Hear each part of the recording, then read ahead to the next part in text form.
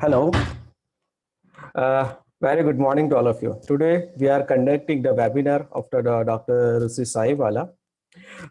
Dr. Rushi Shahiwala is a highly experienced clinical physical therapist and trainer, and he has the experience of more than 20 years. He is a creator of the Fitzone 360 and co-founder of the FitIndo. He is a founding director of the New York Sports Science Lab. That is a one of kind of facility in the USA which has conducted the science with technology. Now, Rusi has been training and treating various pro athletic Olympians in all the sports in many years, including the world-class boxer, UFC fighters, golfers, cricketers, tennis players, NBA, NFL players, fencers, athletes, swimmers, and ice hockey players, Canada. He is also registered the practitioner of the USA as well as the Canada. Uh, I welcome you, sir. Thank you. And I'll Thank convey you for- Rusi, sir, to continue the session. Thank you, sir. Okay, hi guys. This is Rushi. Thanks, Gaurav, for introduction and introducing me to your college students and all the PT world for India. So, guys, he gave a little background. So, I graduated from Baroda from MSU in 2000, and I lived in Toronto for 10 years, and I spent 10 years in New York, and currently I'm in Texas. Unfortunately, I got a chance to be a director of the big sports company. It's called the New York Sports Science Lab, which was the only kind institute at that time to assess all kind of athletes, a lot of pros in any sports, you name it, and then training them. So I learned right with them. I was a founding director of the lab, and it kind of put a very deep foundation of what I am today. So today's session, as Gaurav mentioned, that we're going to be talking about the rotator cuff dysfunction. Now, the rotator cuff is a big topic. It is impossible for anybody to cover in 1 hour. So just keep in mind, this is going to be very precise, just few approaches and some common use testing we do with that. In order for you to learn more, you have to either take courses or ask your seniors and your tutors and your instructors. They'll be able to guide you better. Might be launching down the road some webinars and some seminar on the website, which I'm working on right now, which you can log in and learn various stuff in various area. But for now, this is going to be a small introduction. So forgive me if I'm missing anything because I cannot cover anything. Plus, on top of that, I'm not educator, so I'm not a professor or teaching colleges and all that. So I'm a hands-on clinician, so I'm going to be straightforward about my findings. So whatever I'm going to show you, a lot of that would be my own experiences. So there are chances, a lot of things I would teach you about the research, and there are chances a lot of things will come out of nowhere. It is just my experience again. So if you have any specific question, please feel free to ask me anytime. You can email me or text me. Gaurav will provide you all the detail after. So let's just start. And I'll give you some more insight about a bunch of other stuff later of what I do and how we can help in making people's life better as a physical therapist. All right, so let's start. All right, so everybody knows that what is rotator cuff. I'm not going to go in detail, neither I'm going to go through origin, insertion, nerve supply. Everybody knows. So just to give you a little example, not example, the little rundown through that, it's four major muscle which makes rotator cuff, which everybody knows, but you'll be surprised at how many people I interview, the experienced therapists, they don't know all four muscles. You'll be laughing at it, but it is the fact. The main reason is when you're working for so many years, you do not call those names too often. A lot of time you just use your layman term with it, talking to the patient or and all that. So those name goes out of the hand. So it was funny, but it's a fact that teres minor and subscapularis, a lot of people do not know the name. So if you are a practitioner, do remember your name because it'll come very handy. All right, so supraspinatus again, supplied by suprascapular nerve, C5-6. Infraspinatus, C5-6, again, same nerve. Subscapularis, upper lower subscapular nerve, again, 5-6. And teres minor is axillary nerve. Okay, so nothing new. I'm gonna move forward. Now, the next slide I'm gonna show you, this is very interesting. Everybody knows the anatomy. The first mistake I did is when I joined the college in first year of college, I was looking at the Gray's anatomy and Grant's anatomy and looking at a nice picture. I see, all right, this is cool. All the muscle are separate. The supraspinatus looks nice, bright and red. Then you look the deltoid, it looks so big and so red and all that. I never thought on my first few months before the dissection started this, those are the illustration clearly. I thought the muscle will be like nicely defined in the way it's showing on the anatomy books. And when you start dissecting and you feel like this is not it, this is looks different, but those pictures is hard to memorize. So then you realize that, okay, this is just picturization. But now once you graduate, I started taking more courses, I learned more, and then you realize that it is the muscles, regardless of how they look, they are not clearly defined. They are so closely attached to each other that it is sometimes impossible or very, very hard to even do the dissection properly. And the main reason is the fascial chain, which is the next slide is about. If you look at this picture, and I'm guessing you all can see it, I'm not big tech savvy, so just text me if you're not able to see that. I hope everything is working fine. All right, so if you see the picture on the left, you see the rectus capitis lateralis, this muscle here, and then you see the levator scapulae. Okay, so those two muscles are attaching to each other to this area of your scapula, the spine, and it is attaching to the supraspinatus. Ideally, anatomically, in any book, you will see they are two separate muscles. But when you're doing your dissection, when you slice through this here, the whole thing comes out as a unit. So what I'm trying to say is, even though it looks separated, they have separate function, they are part of the same channel, fascial channel. And that changed my whole perspective of looking at anatomy when I learned all that. So far, in the beginning of my career, when somebody comes with the rotator cuff problem, I was just concentrating on the rotator cuff. I say, yeah, let's do external rotation, let's do internal rotation, let's do some manual therapy to reduce the pain and all that. But when I started learning about this, I realized that how little I knew at that time. And at that time, I thought, hey, I know everything about it. But more you learn, it opens up more perspective that you know so much little about it. So what I'm trying to say is, when you're treating any muscle, always look at the whole chain, whole reaction in there. So one of the example is this, okay? The second example, if you see on the picture on the right side, splenic muscles are attached fascially through the rhomboids, and then they are attached to serratus anterior. How many people knew that there is a connection between the rhomboid and serratus anterior? Honestly, I didn't know it for a long time. Plus, just to put some light in it, the muscle, which is a part of the infraspinatus here, is also attached to this unit. So if you think about this splenic muscles, through the rhomboid, one part goes to infraspinatus, one part goes to serratus anterior. So the scapula is sitting like a sandwich, okay?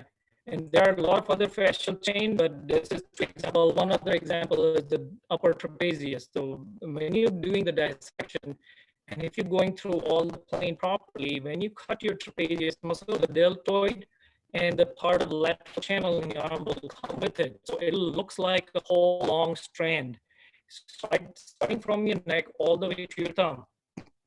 You cannot separate upper traps with the deltoid to the lateral chains in there. So the whole picture, what you see in the anatomy book, is just for illustration purpose. Just remember that the body in the real life does not work like that. Everything works in the channel. Our brain is the main control center, but all the muscle also work as a functional unit. So you cannot separate one from the another one. And this is the new fact I learned a few years after I graduated. So I thought it'll be important for me to share it for you guys so you learn it. All right, and again, this is biomechanics. I'm not going to go too much detail. Everybody knows the scapular, shoulder, glenohumeral joint biomechanics. I'm just going to give little lights on how important the part of the AC joint and SEC joint is. So when you're doing the flexion of your shoulder, glenohumeral joint, of course, you're doing the shoulder flexion in there.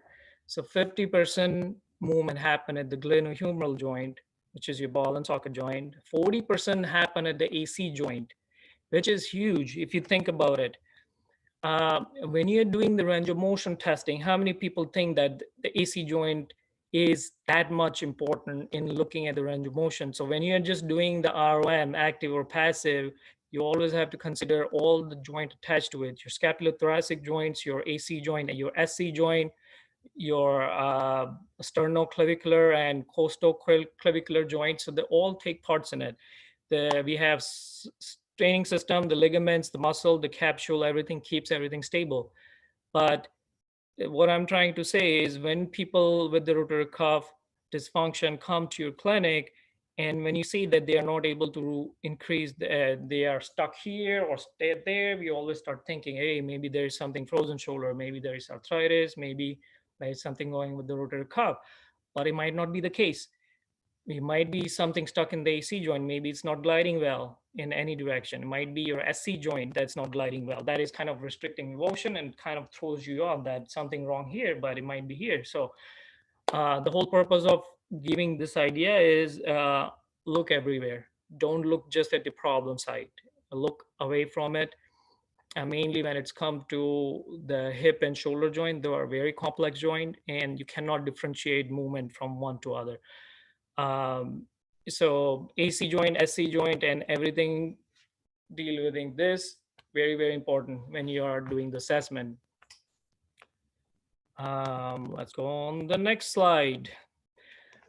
Okay, a little quiz for you guys. Just think it in your head. You don't have to answer, of course, because I cannot see any of you.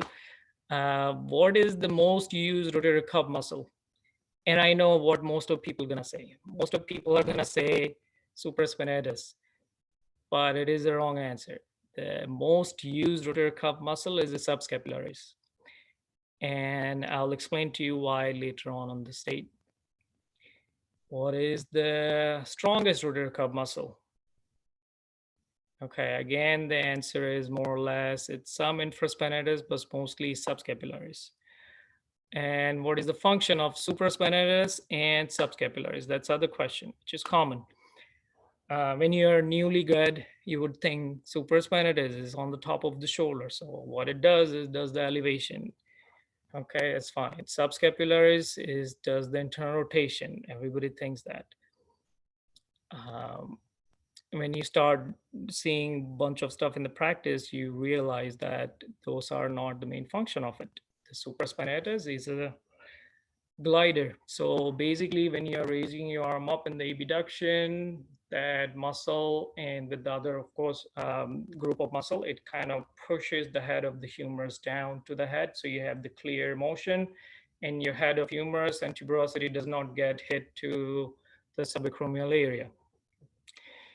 Other very, very, very important stabilizer is the subscapularis. It is attached to the front of the shoulder joint, and so close to it, it does not have that strong lever arm to do the strong internal rotation as most of people think in the beginning. Of course it does. I'm not saying it doesn't do it, but the main function of it is to stabilize the front of the joint. Our glenohumeral joint, of course, its head is larger in the front side, So the anterior part of the capsule always have a stress, and in order to withstand this amount of constant force, the subscapularis muscle always have to work harder and hardest. That's why it's one of the strongest muscle, as well as in a lot of cases, it's an area of dysfunction. So when you're talking about the rotator cuff tear, when you look at the MRIs, you will see the supraspinatus is the number one muscle which get injured in the rotator cuff strain and tear, but the other second major muscle I see all the time on the reports is the subscapularis, for obvious reason, because it's a stabilizer. All right, let's go on the next slide.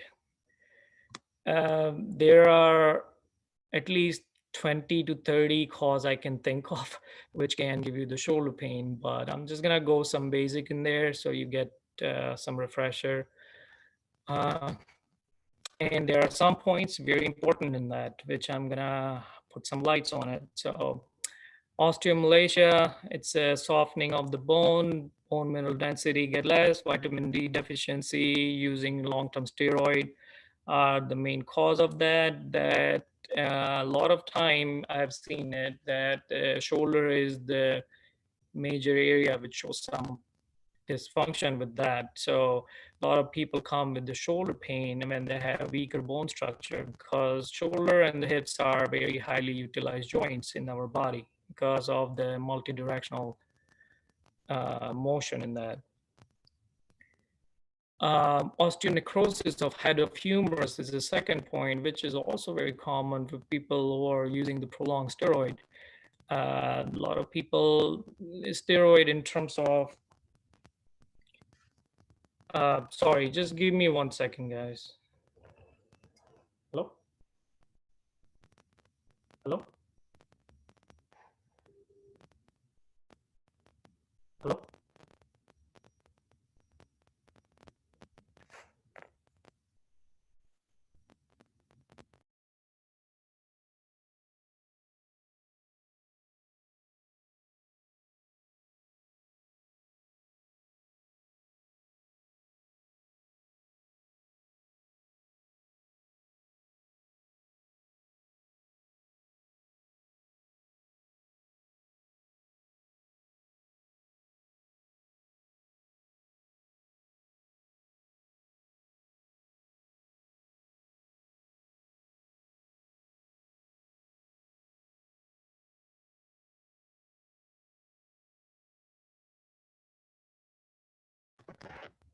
Guys, can you hear me now?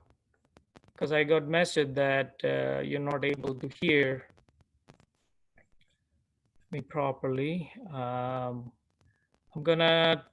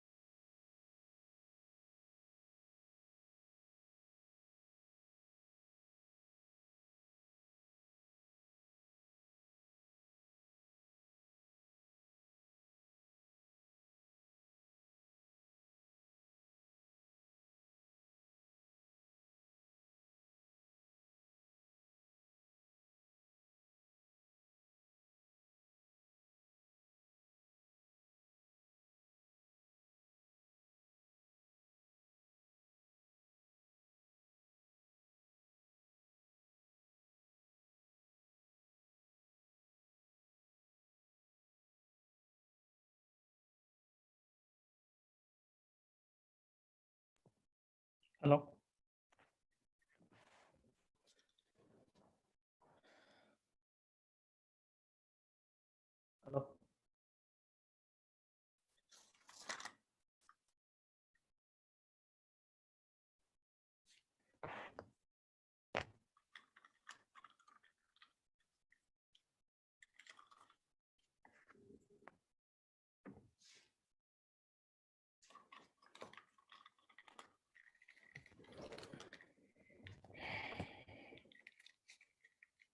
Can you hear me now?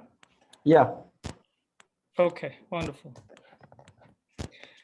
Okay, sorry for the little interruption, guys. I didn't realize internet signal is not super cool. Okay, so what I was saying is the common causes of the shoulder pain. So the osteonecrosis of head of humerus is another major cause of the shoulder pain, which I've seen few of them in my career.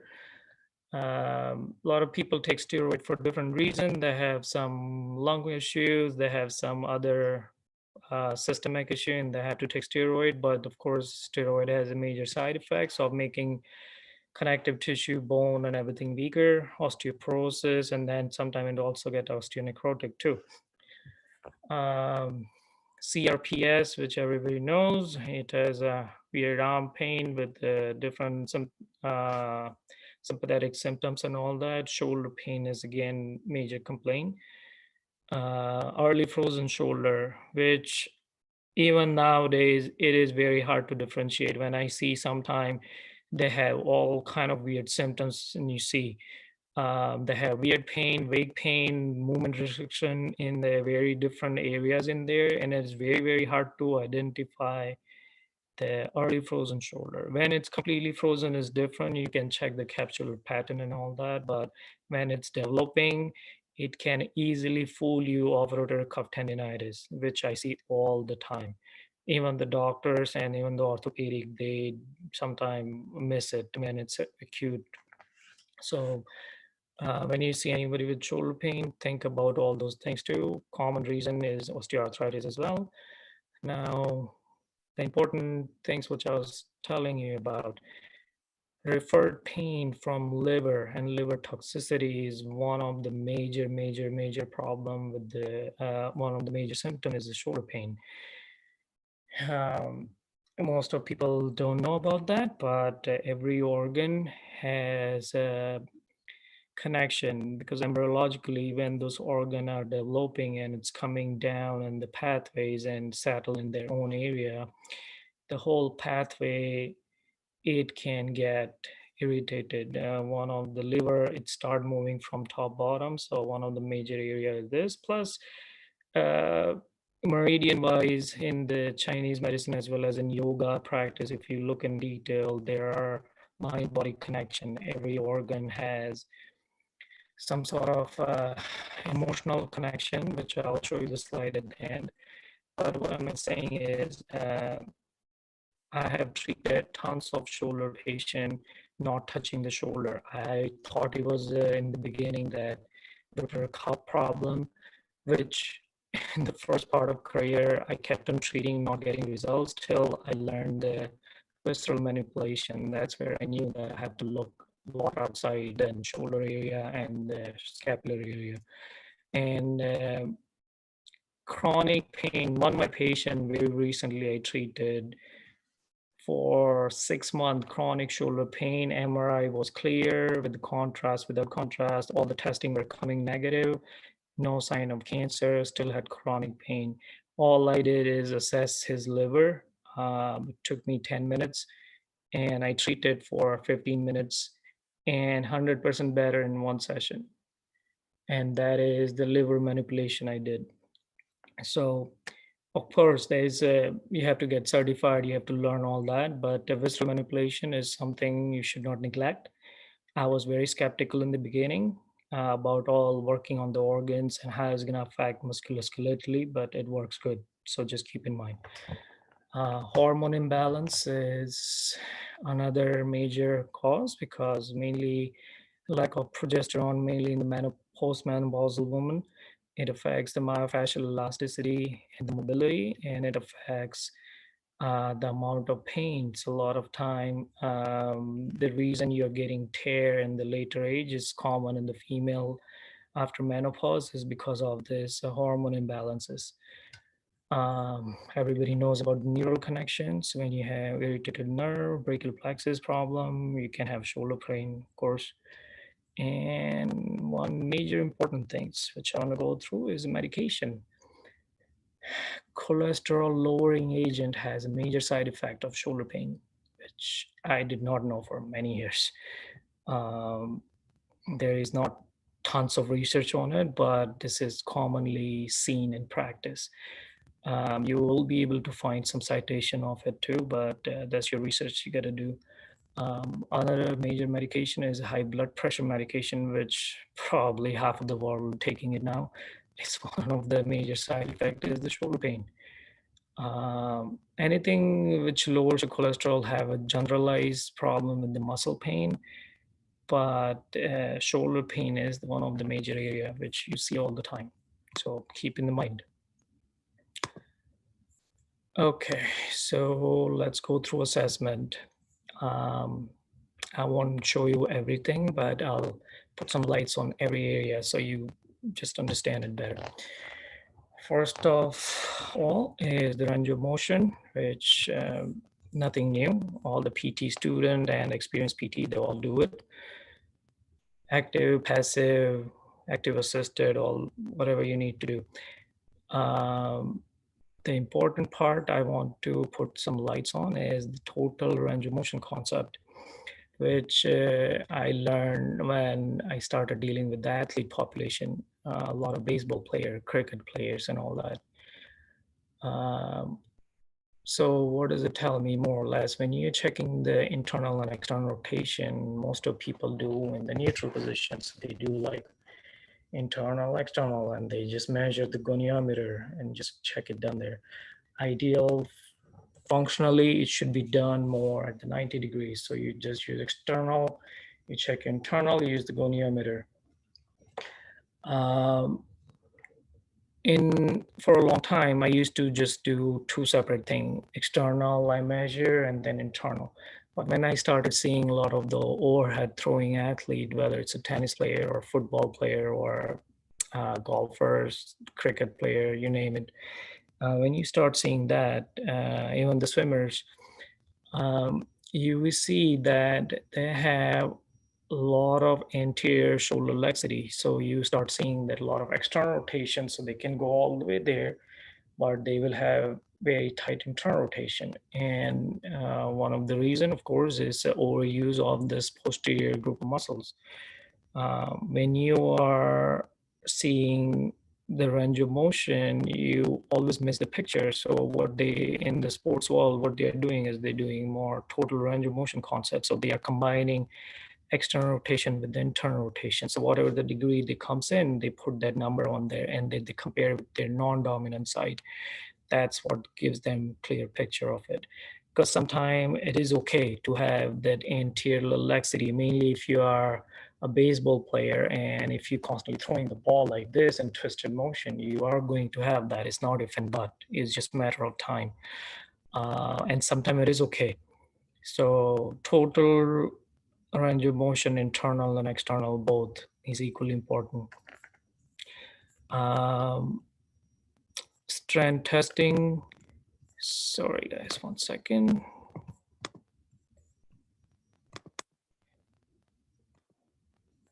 Okay, strength testing for internal rotator and external rotator. Again, it's a common practice, which everybody knows it. So I'm not going to go detail.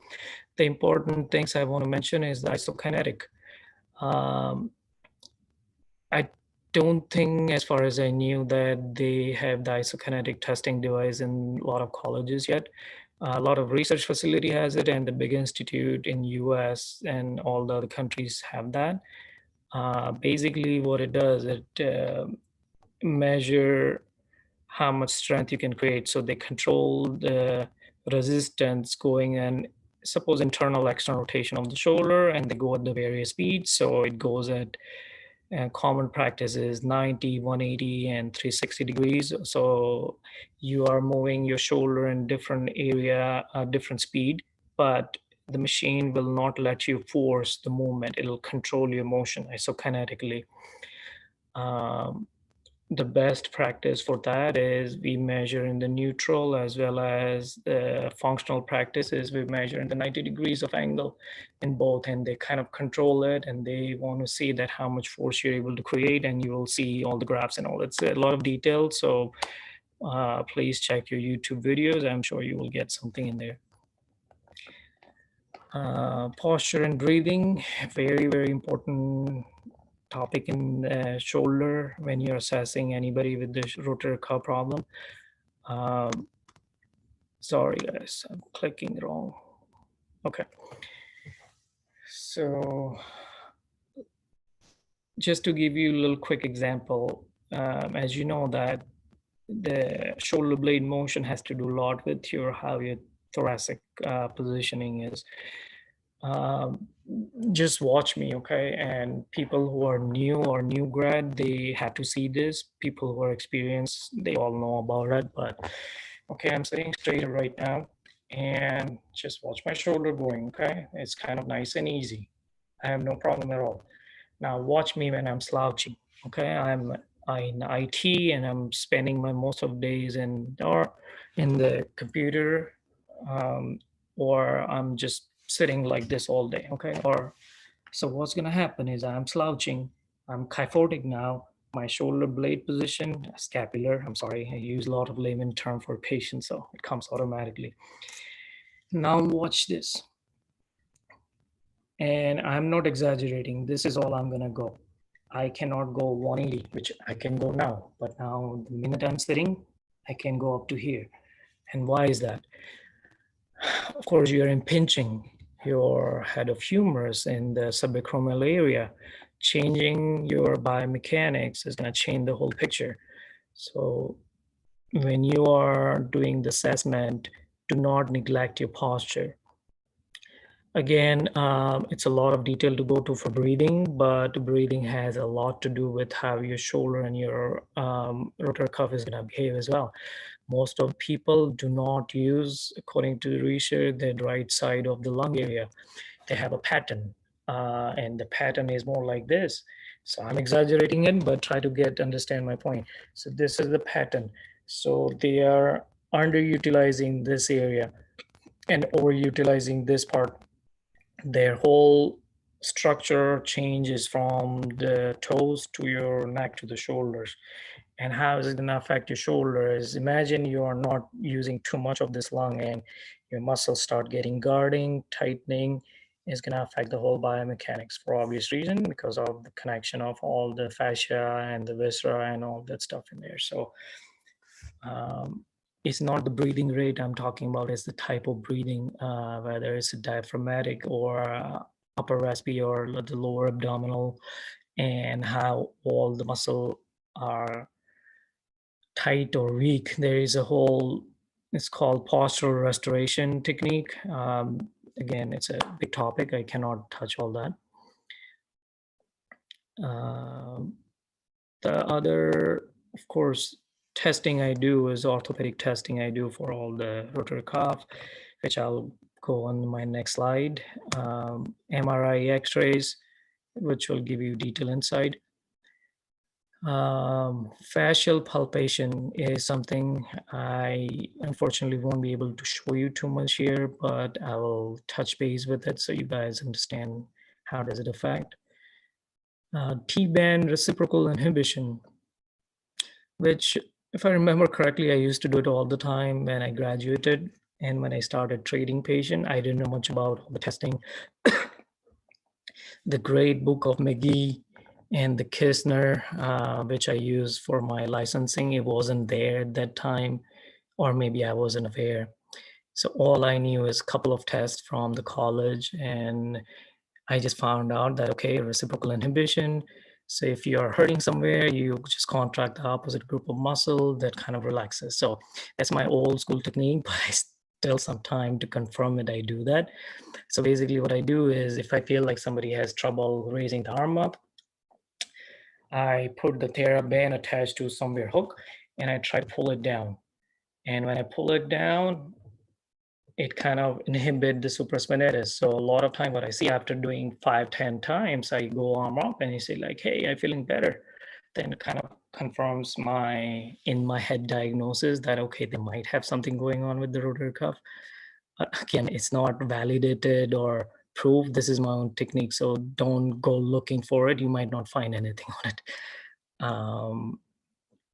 Other practice is the test I do is the posterior gliding. So of course, you have to check the position of the head of humerus in the glenoid fossa. And a lot of time you will see is the head of humerus is kind of shifted anteriorly, and being it's a more lax structure in the front of the shoulder.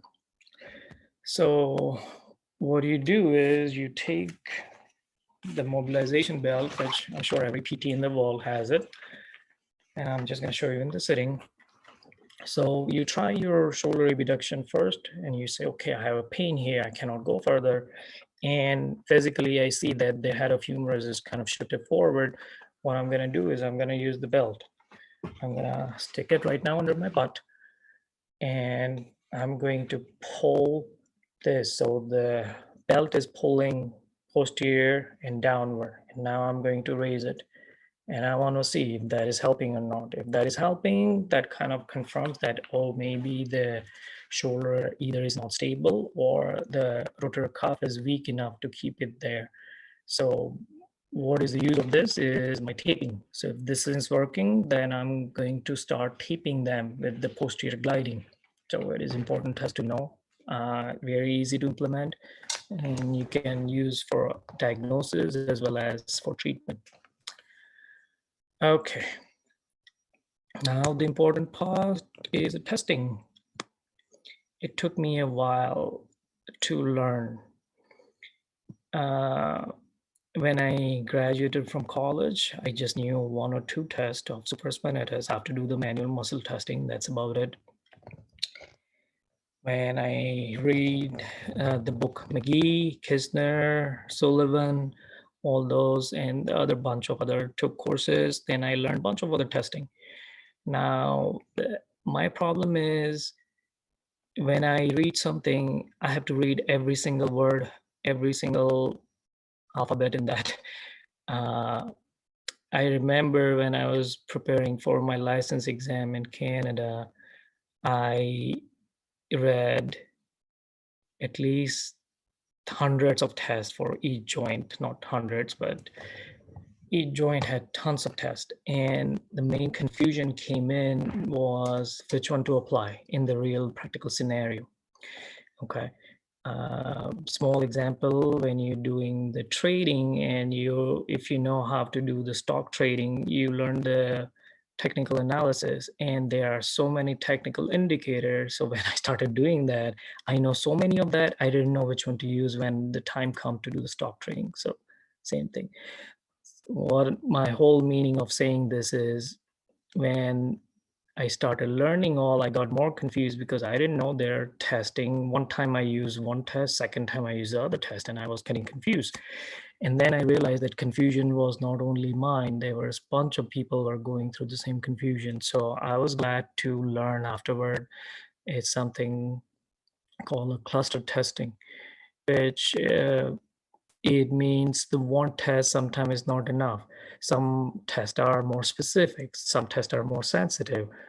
And when you use those tests as a cluster, that increase your specificity sensitivity ratio, and that is more accurately able to help you to diagnose, and it'll be very useful in treatment. So one of the cluster testing for rotator cuff tear is this, as you can see on the screen. Common sign is the drop palm sign. So basically, you try to raise your arm up and you try to lower it, and you cannot control it because your rotator cuff is torn. Painful arc sign is when you're raising your arm in the scapular plane or abduction, you will have painful arc in the mid-range from here to there, more or less 60 to 120. And then first spinatus muscle testing, which is of course the external rotator of the shoulder. So when you try to compare on the both side, you'll see the weakness on one side versus the other side. So that's one of the tests. So if all those 3 tests are positive, the probability of patient having the full thickness tear is 91% as per Park, which is pretty high. There is not single test which can accurately diagnose, so we have to use a cluster. So do keep in mind that the cluster test exists for a bunch of joints and muscles, so do research for that. Common again cluster for the subacrominal impingement sign. positive Hawkins candidate test, painful arc sign, infraspinatus test. Positive likelihood ratio is 10.6 if all three are positive, with 95% probability of having the impingement. Again, there's a lot of detail. I won't go through that. This is just for you to do more research on your side. The common other test, supraspinatus empty Kent test and champagne toast test, which is again isometrically is just checking, contracting the muscle to see if you have pain or not. Okay, the major issue with the shoulder problem is the trigger points, which I guarantee you bunch of therapists are neglecting it still nowadays. There is a valid data, but at the same time, there is a debunk about this too, about travel and all that, that, okay, those trigger points are blah, blah, blah, and all that. So I never take research too seriously. I learn what the research say, but then I apply what I have to.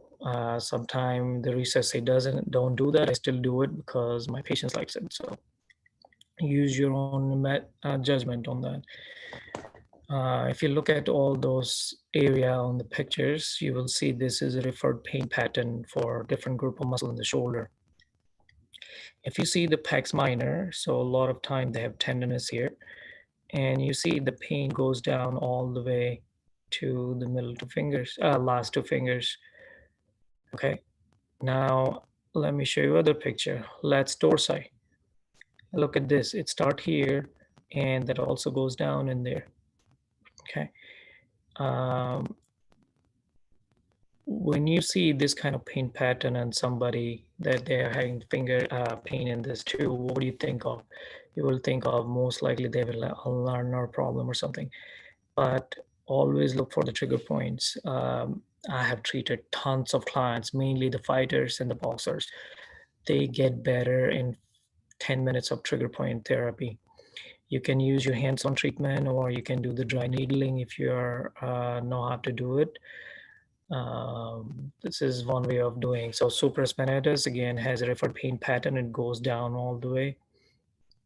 So a lot of time they say, oh, I'm having arm pain. So do keep in the mind the dermatome, myotomes, all that. C5-6 again, it can refer the pain down there. You should, as a clinician, keep the chart of the trigger points in your clinic, so you can constantly see and correlate the pain pattern which your patient is saying with this pictures and work on that. Very effective. Sometimes just 5 minutes of treatment can take them out of misery. They are suffering for a long time. All right, the fun fact and the functional testing.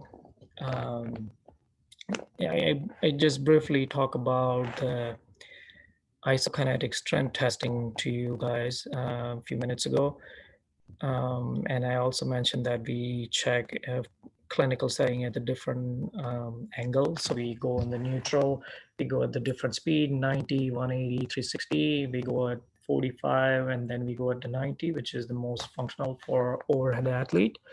What you see typically when you're doing the testing is there is a difference between the external rotator and internal rotators strength-wise, and that is usually 66%. When you have rotator cuff problem, this ratio changes drastically. One of the main thing we check in overhead athlete is external rotation with the eccentric control and internal rotation with the concentric control. Because when you are overhead athlete, you need the constant deceleration, and your back muscle, the external rotator group works a lot harder. So they have to have good eccentric control. So again, it's a lot of learning and isokinetic testing. So I won't go through detail, but just educate yourself about it. Okay, the important part of our seminar is probably everybody's waiting for.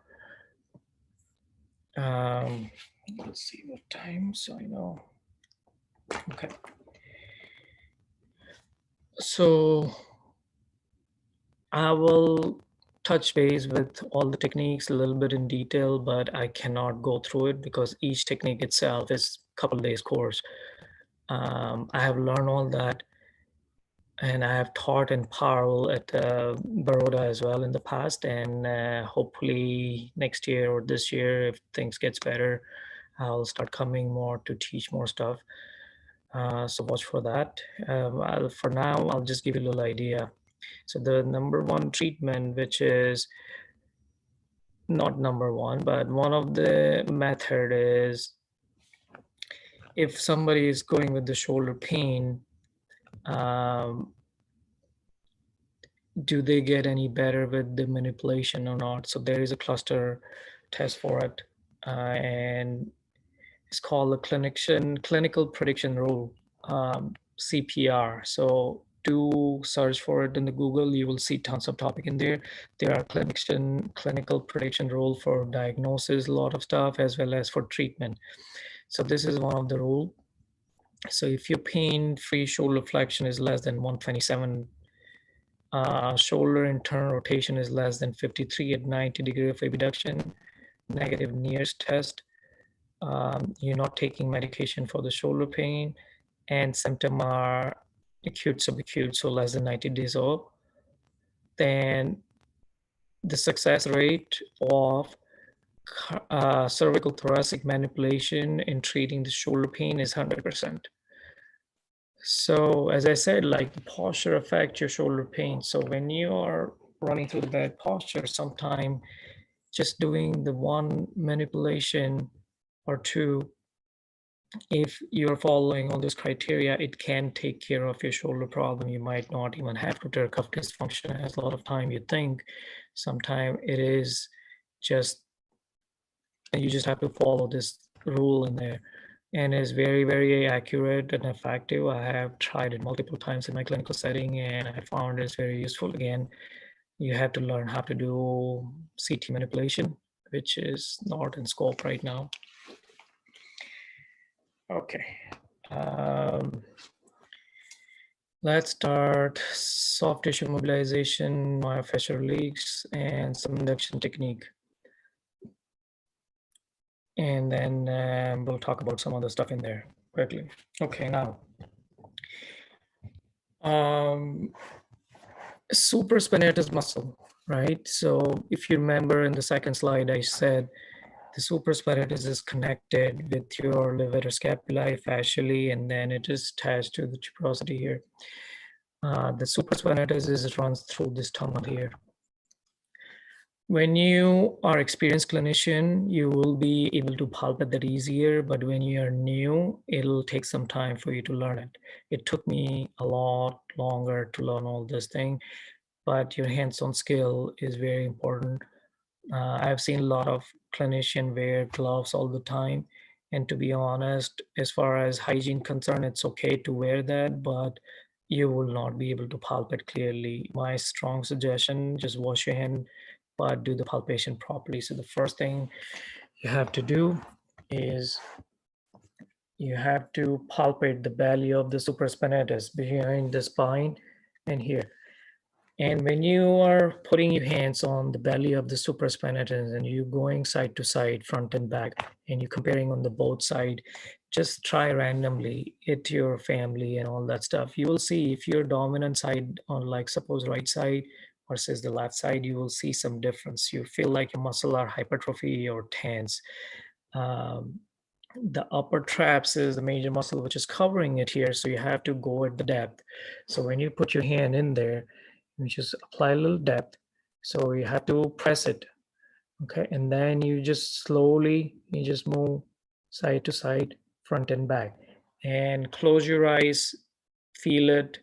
You have to feel the movement. Unfortunately, I cannot show on the screen. If I'm doing the practical course, I usually make my student make them feel it so they understand the difference. Connect right and left side, and you will know some difference. Now, the very important thing you have to remember that when this muscle goes to attach an insertion area, it goes through the tunnel under subacrominal area, which is very common site of restriction for the fascial area in there for the supraspinatus. So when you diagnose as supraspinatus dysfunction or tear, you always have to palpate that area. So the way to do it is, and I'm sorry, unfortunately, guys, this is midnight here in US, so I don't have any demo person. Otherwise, I would have kept them here, but I'm just gonna show it on my shoulder. So this is the AC joint. I'm going to go behind. So my shoulder is rested. I'm going to use my thumb or finger right now. And I'm just going to go through the tunnel. So I was trying to go inside there. In a lot of time, you will feel like you will not be able to pass your hand through it or finger through it just because it's so much fascially tense. So the treatment method for both of them, I'm going to show you in 1 second.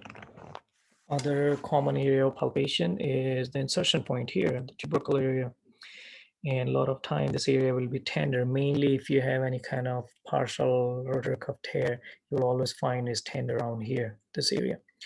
Okay, now there are different techniques for different area of the treatment. So let me just start in the muscle belly of the supraspinatus.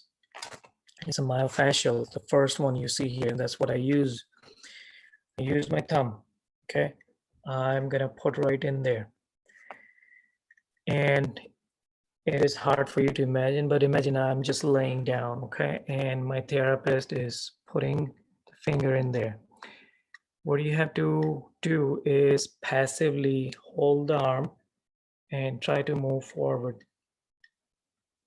very slowly. So you're doing is trying to elongate the whole area in there. Okay, so I'm pressing my thumb down and I'm going to just move forward and backward. And this is, again, I'm exaggerating the speed of it. You have to do it very slowly. And a lot of time you'll feel it is if you keep doing it for a couple of minutes, you will start seeing some structural changes around your thumb. You will start feeling the warm, you will get a little moisture in the hand, you feel like your muscle are letting it go.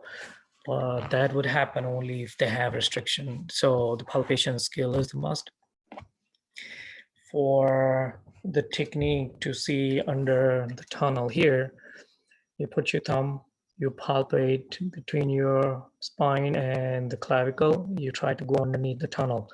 So when I'm sitting, I'm gonna do one way. So watch me here, okay? So I'm pressing it down. Now I'm going to press my elbow down on the chair and I'm relaxing it. So this is the self technique. Okay, so what I'm doing is inferiorly gliding the head of humerus. Just imagine this, because that supraspinatus is attached on the top here, just like that. So when you're gliding inferiorly while you're pressing down at one end, that'll help to glide this easier. And you will be able to get restriction, so release very quickly within a couple of minutes. So this is one of the technique area under that. The third one, common point is this. Lot of tear patient, they will have this. I do not use my fascial release because it's a tendon area. So what I do is induction technique or positional release technique. So I'm just gonna show you one technique on that. So suppose you have pain here, 7 out of 10, okay? You know the tendon, what supraspinatus does a little bit rotation and downward, so it's kind of stabilizing, right? So what you do is you keep pressing the point, you take the shoulder passively, again, therapist is doing it, in little abduction position or scapular plane. And you see as the patient is your pain drop. I say, all right, from 5, now I'm feeling pain 3. So, okay, let's do a little bit rotation and see if the pain drops again. I say, yes, I'm feeling 2 out of 10. Okay, wonderful. So I'm gonna hold that position, anything less than 3. And I'm just gonna keep on holding it till I feel some structural changes. As I said, not structural, physical changes, physiological changes. Your muscle, the tendon will start loosening up. You might feel a little pulsation. You might feel sweating. And by the time you finish this in 2-3 minutes, you gradually bring them down to the position and you test it. Say, okay, how much pain you have now? Say, all right, I have 3. So 5 minutes ago they had 5. Now they have 3, which is good. Again, this is temporary technique, is one of the osteopathic technique called induction or the positional release. Once you release the tension, it kind of buys you the time to do other strengthening. So you know that when you have tear or strain in the rotator cuff, ultimately you have to correct your posture. You have to start working on strength training. But if you're in pain, you will not be able to function it. So what you're going to do is do all this manual therapy method to reduce the pain, and then you still have to do strengthening. So do not neglect that. People who says that they are manual therapist and that's all they do, they are highly unsuccessful here. I've seen tons. I started like that in the beginning. I wasn't giving attention to the exercise. I say, hey, I learned all those techniques. This is cool. It works. But then I see the people repeat. So then you learn that this is not all. This is a part of your tool. You still have to do the other stuff. Okay.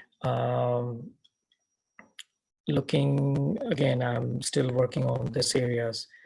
Myofascial soft tissue release, the other technique for infraspinatus. You know, the infraspinatus does the external rotation. So you go and palpate the belly of the infraspinatus. A lot of time you'll see the trigger points.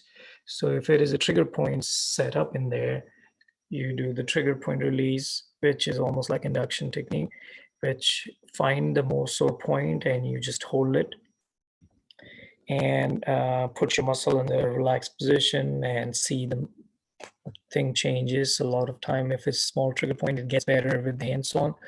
A lot of time what I've seen is you need some dry needling or something which goes deeper. Main reason is shoulder is complex and a lot of muscle structure are deeper. And when you are overusing your upper traps and delts all the time from slouching or lifting and all that stuff, it is very hard to reach to the depth.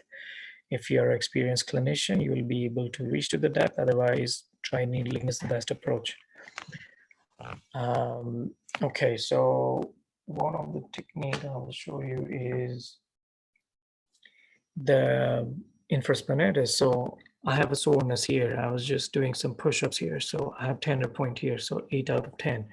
So what I'm going to do is I'm going to keep pressing. I could go on the sideline and I'm going to ask my therapist to passively move the shoulder in upward position. Okay. While I'm pressing on this area of the trigger point. It is one of the soft tissue release, or if you're doing actively, there is also active release technique, ART, which is common in chiropractic world in the US. So I'm pressing and I'm slowly going up and down, and I'm going to do that for at least 10 to 15 reps.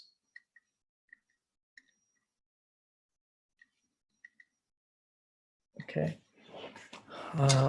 Okay, I'm not that flexible.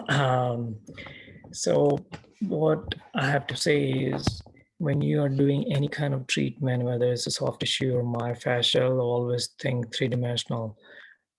Our body does not function in 1 dimension.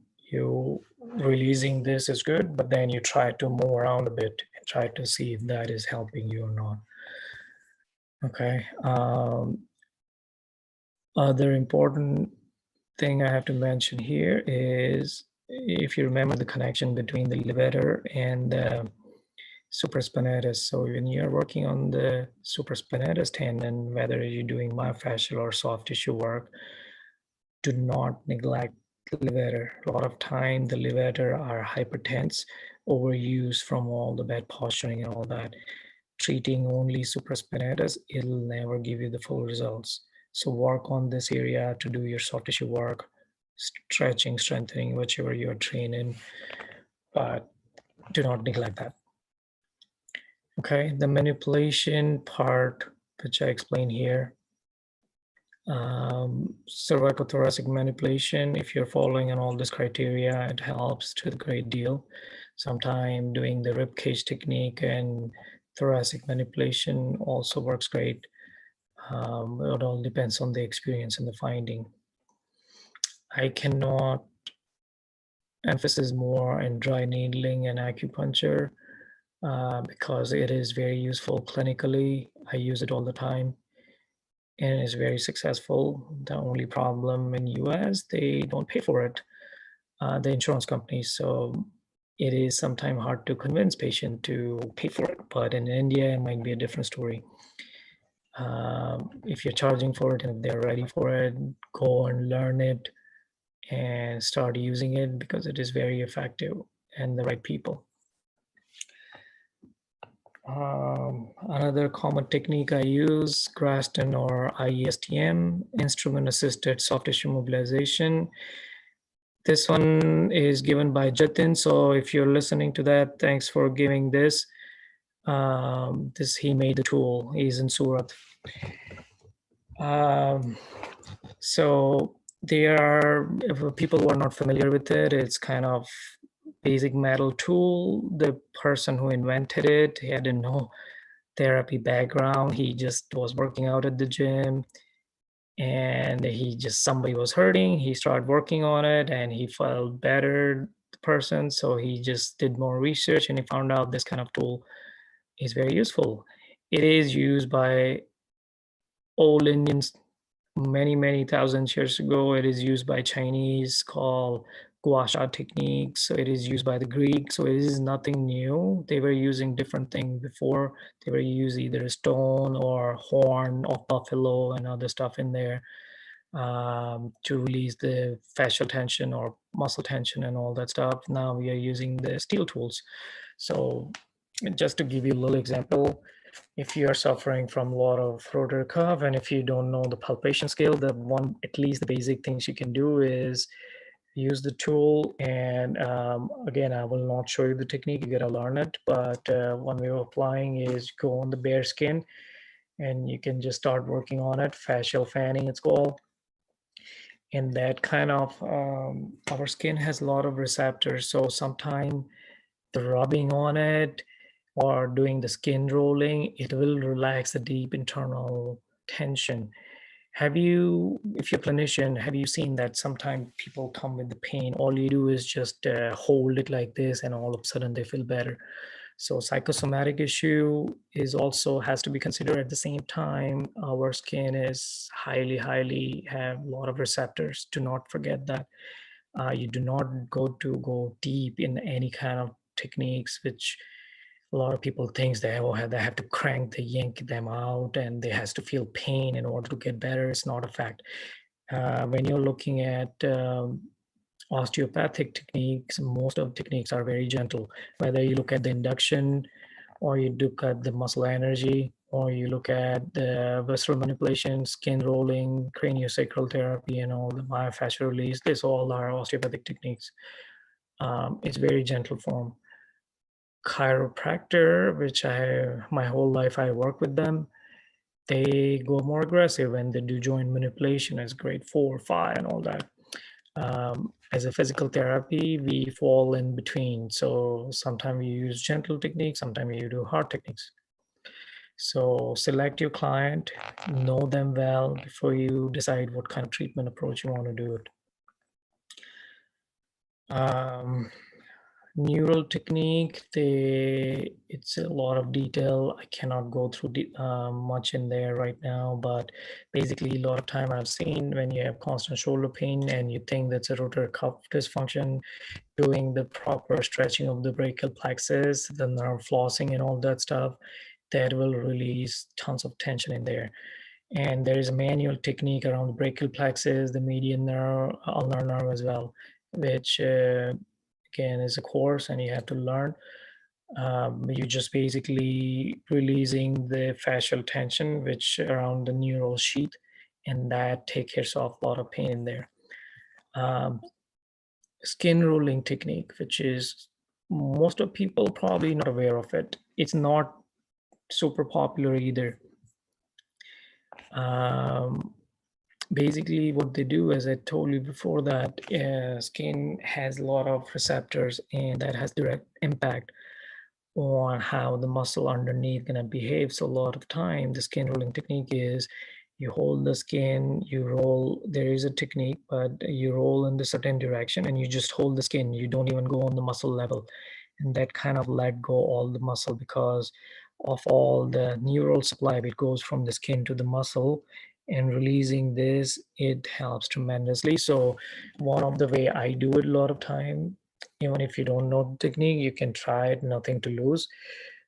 Use your two fingers, hold the skin on top of your supraspinatus tendon. You gently squeeze it, and you kind of roll it, roll anteriorly. So watch this here. I'm going to push, and I'm going to roll this, and I'm just going to stay here. And when I stay there in like 2, 3, 4 minutes, sometime what I'll feel is underneath muscle automatically start reducing in the tension. Again, this is not the way properly done. Usually I stabilize this head, stabilize neck, and I stretch, and then I do the rolling. But do keep in the mind, it's called skin rolling. Craniosacral therapy, again, not super popular. Some research done, they find effective. It's common with people with head injuries and some kind of weird issue when they have chronic pain, headaches, and all that stuff is very effective. But at the same time, I've seen a lot of shoulder people do respond well because they basically try to balance the flow of the CSF between the head and sacrum. I do not do that because I still don't believe a lot of stuff they do, but doesn't mean it's wrong. I've seen people get better because one of my massage therapists do that, and I've seen a lot of people come happy after treatment. So I'm not completely negating it, but I'm not a big fan of it, so not using it. Visceral manipulation, my favorite topic, which I can keep talking about it all day.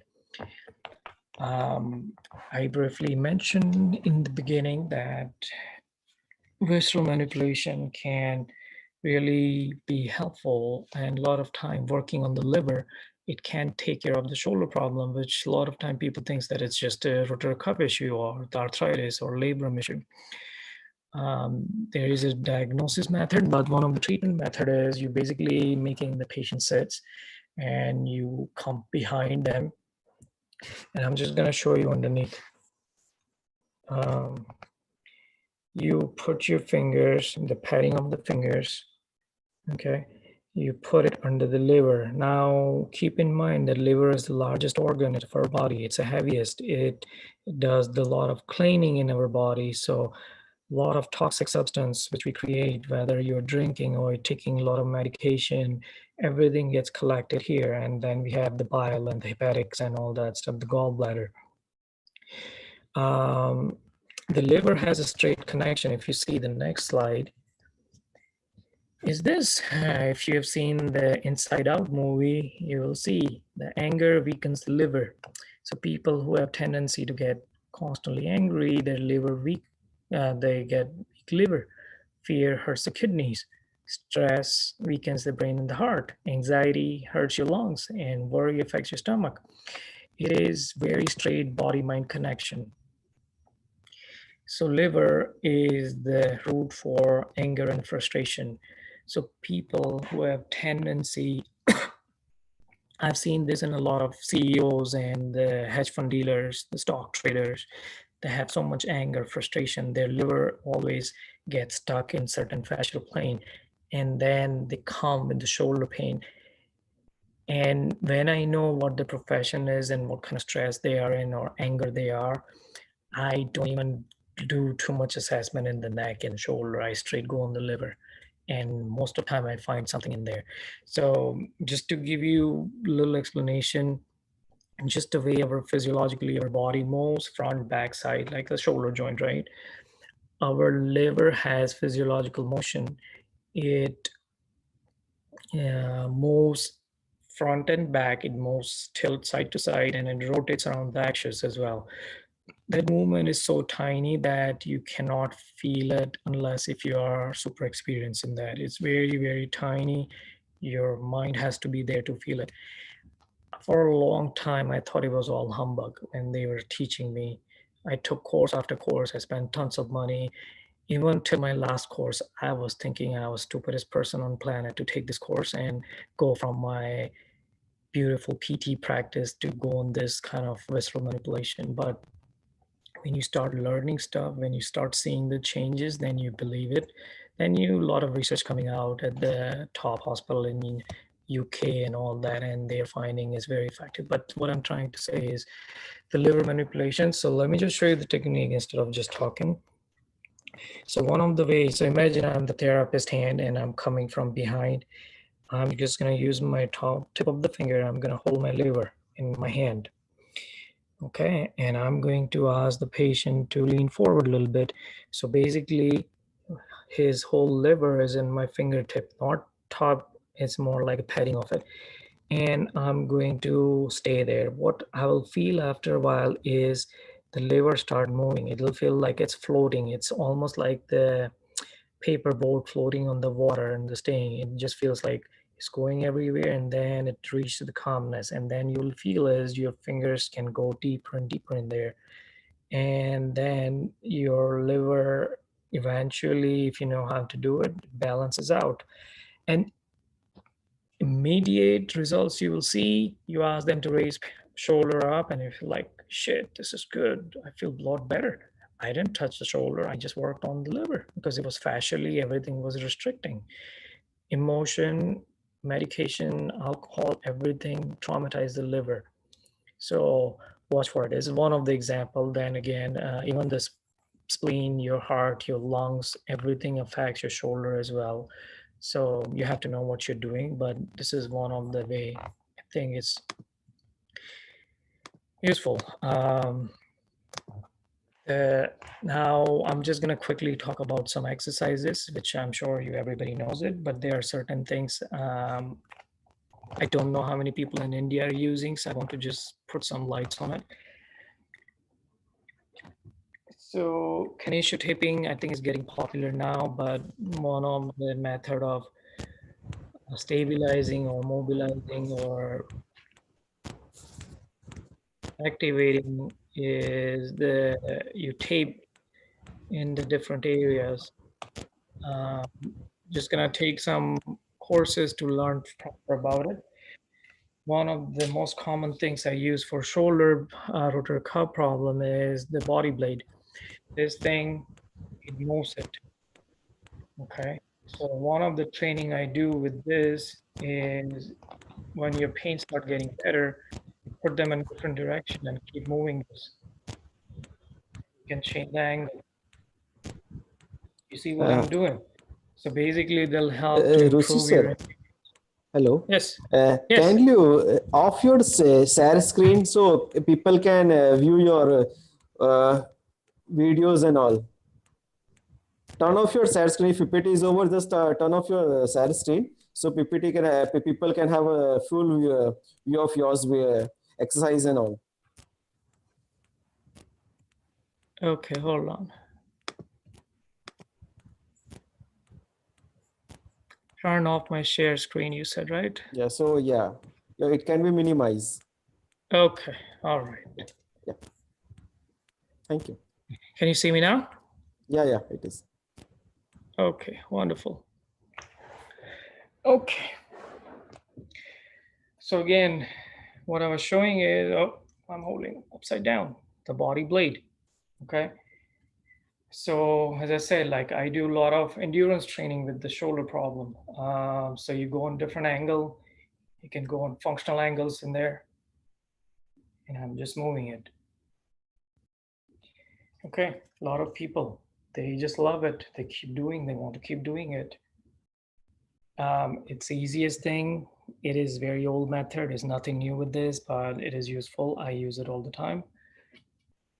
Okay, one of the other main things I do in my manual therapy is the cupping, which I didn't talk much about. But the cupping, in simple principle, It was used with the acupuncture meridians, but I just don't go straight by that. What I do is basically, this is a silicone cup you put in the areas where you have problem, and it basically lifts you. Just imagine this is kind of pulling it, right? So it kind of lifting you. So I do a lot of functional method with that. So when I'm doing this, I do a lot of other manual therapy technique with this. So that is very, very useful. So one of the way for the rotator cuff, I put in the belly, and you just take the air out, you squeeze it, and then you let go. You can use the glass cup as well. There are a lot of method. I think Jatin teaches as well, so you can talk to him to learn more about it. So you can just do some cupping when you're doing some other techniques. Again, very useful for any problems. Doesn't have to be only rotator cuff. Graston I talked about. Joint mobilization for the needed patient, as I said in the assessment part, that if your shoulder is more like an anterior position, use this technique, and then you can tape it using the different method. One of the dumbbell I have is like squeezy dumbbell, which a lot of female people here, I mean, a lot of female athlete likes to do that instead of that body blade. So basically it's almost like that. It kind of shakes.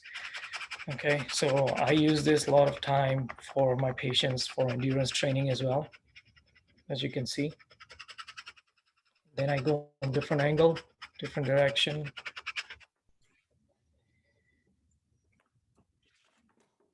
All right. The old TheraBand everybody knows about.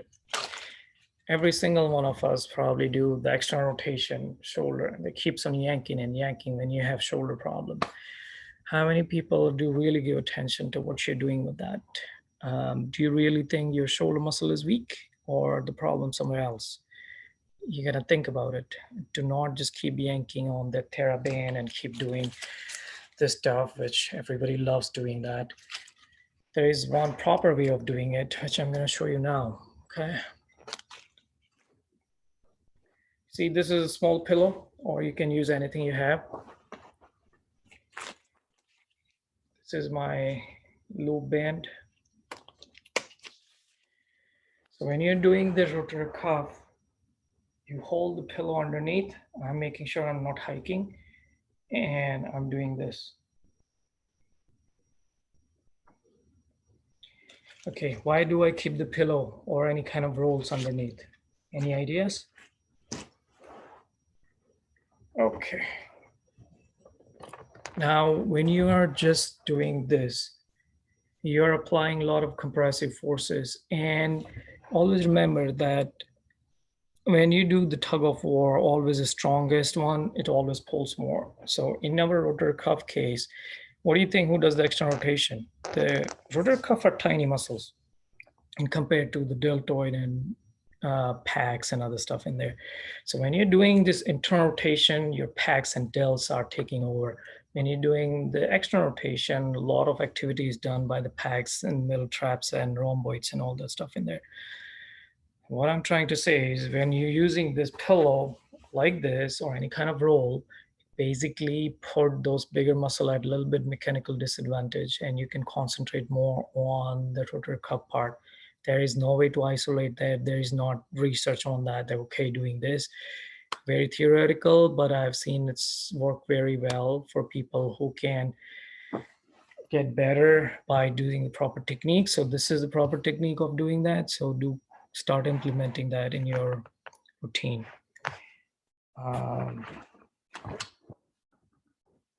Other stuff, I'm just gonna show you a little bit.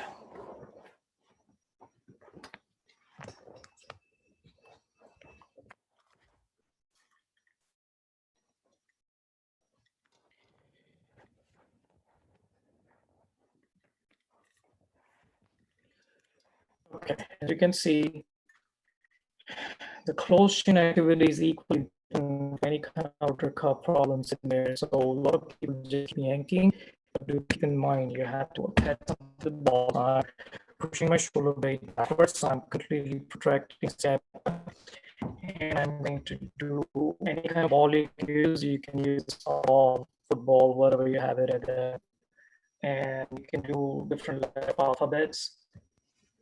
Okay. And the main thing you need to keep in mind is don't go like this and do this. It'll completely throw you off. Your shoulder blade has to be nice and firm. You're working on the scapular training. That's what it is for. You have a chance at the beginning, the cuff was painful. You might not be able to do it. This is the later stage exercise. Okay. Another common exercise I do the sliders. I don't know if you can get yes, I can. I think okay. Basically, going here again, I'm protecting it, and I'm going in different direction. Okay, this is almost like Kamwali exercise. Okay, so imagine you're doing the Pota on the floor and all that. They have really strong scapular muscles. So very important. Anything you have, use the nice floor and a smooth floor, basically, and use the towel if you have it, or use the slider. You can buy it from anywhere.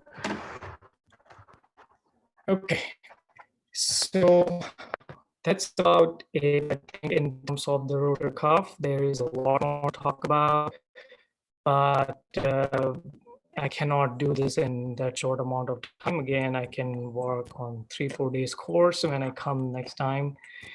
And if you have any question, by all means ask, but this is just to give you a little glimpse of it, what can be done. There are lots of manual therapy, osteopathic techniques, but you cannot just use that. Use this with your knowledge, with all the proper history taking, and all the exercises appropriately with it. So I'm gonna stop for the rotator cuff, but let me give you a little idea about my website, which is going to be functioning soon. It's not done yet.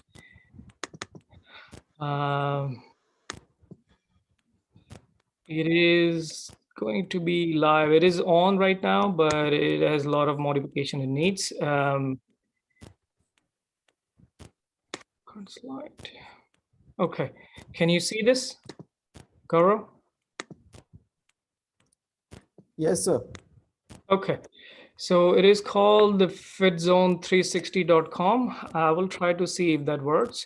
Basically, I created this website by keeping in mind that a lot of time I see that mainly for athlete that was created, but anybody can use this, all the universities and all that too. A lot of time I don't see any proper testing done in proper way for a lot of athletes. So suppose you're a cricket player, right? Just to give you a little example, and you want to know, you have like 10 people to select, and and you have 100 applicants, you don't know which one is good. So a lot of time you just look at how good they are taking and hitting the run or doing the wickets. But when you go in different sports, you start realizing that just technique is not enough. You have to know what are their mechanics, what are the injury rate, how good they are in a lot of testing. So if anybody is interested in football, we just had a draft here yesterday and they picked the top player in different teams and all that. So what they do is they go through vigorous testing. And basically I created this website for India for now, which does very detailed testing of all these different sports used by all the top countries. So just for an example, for cricket, how do you know is it physically is fit to play cricket or not? So we do testing for their speed, their agility, their flexibility, their strength, their balance, their vision. So everything is done on this website. You will not be able to see it. You have to log in as an institute to see a bunch of detail. But just to give you an example, this is how it looks internally. This is inside view. So if you see on the right side of the panel, you see the ankle mobility, FMS, Y balance, vision, I'm sorry, sport-specific testing and all that stuff. So what happens is this score here that kind of tells you your risk level, and then a different testing shows different thing in there. And you can save this data and you can reuse this. So it is excellent, excellent. It's one of a kind thing I created and working for past few months on this project. But when it's properly launched, I'll give you a little demo with Gaurav and all that. And so you can learn proper. But in the meantime, you can check the website out just to give an idea of my background and all that stuff. Anybody wants to keep seeing some videos, which I keep on posting on and off about different techniques and all that, you can add me in what's called orthopt.rushi. Again, sorry. I'm also starting this website soon, Cosmos Rehab, just for training purposes and other stuff too. And this is again, I own this gym, guys. I provide the personal training to the different people in the house and all that stuff. So this is basically where I am. You will be able to see on Fitzone about all the, not all, but bunch of people I have treated in the past as well, and my detailed background. So this is about it. If anybody has any question, please reach out to me, as I said, and or reach out to Gaurav, and he will help you out with that. Okay, guys, I'm gonna be checking out.